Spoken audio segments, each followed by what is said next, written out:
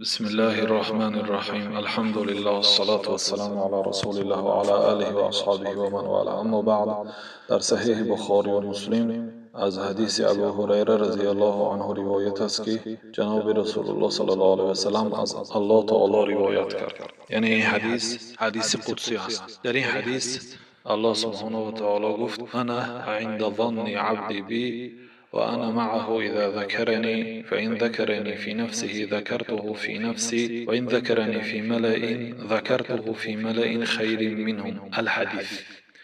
این حدیث بسیار مسئله ها را در بر گرفته است و ما فقط درباره توحید استاده می‌گذاریم. در این حدیث الله سبحانه و تعالی میگوید: و انا معه اذا ذکرنی، من همراهی بنده هستم اگر مرا ذکر کند. یعنی الله تعالی همراهی بنده است، یعنی جانبدار اون بنده است، طرفدار او هست، یاردم میدهد، قوت میدهد، در حفظ و حمایش نگاه میدارد، همیشه همراهی بنده هست مادامی که بنده الله تعالی را ذکر کند.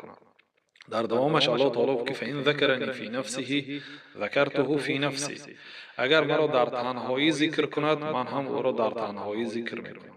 یک معنا این است که اگر مرا در نفسش ذکر کند، یعنی پنهانی با آواز پست اگر ذکر کند در نفسش، من او را نیز در نفسم ذکر میکنم.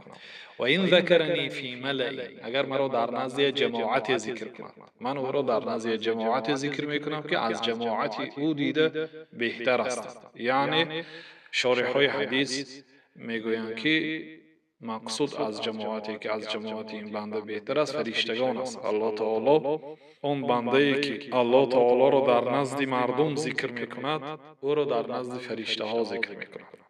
در این حدیث دلیل به فضیلت آن شخصی که الله تعالی را در نزد مردم ذکر میکند هست.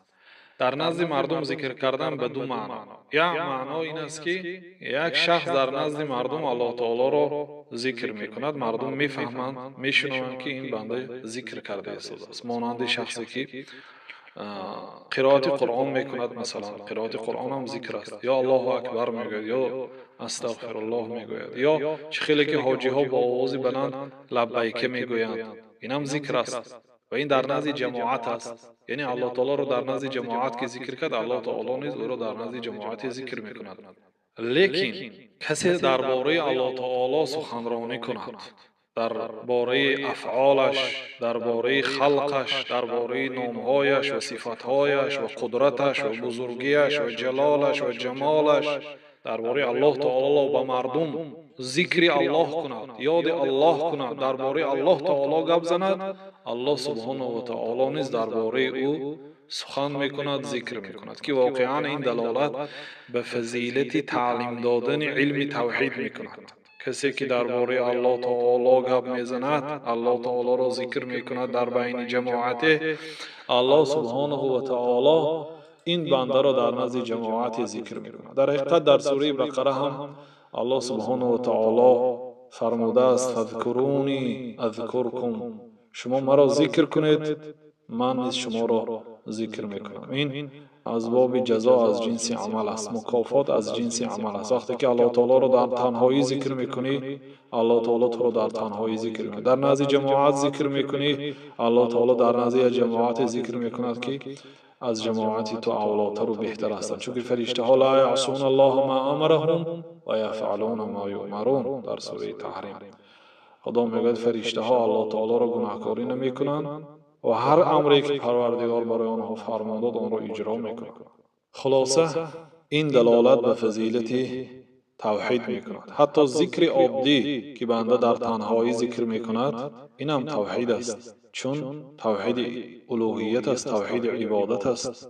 الله تعالی تنها خودش سزاوار ذکر است، سزاوار عبادت است. کسی که الله تعالی را ذکر میکند در تنهایی، الله تعالی او را در تنهایی ذکر میکنه. این واقعا دلالت به فضیلت توحید میکنه. الله سبحانه و تعالی برای ما شما توفیق بندگی دهد.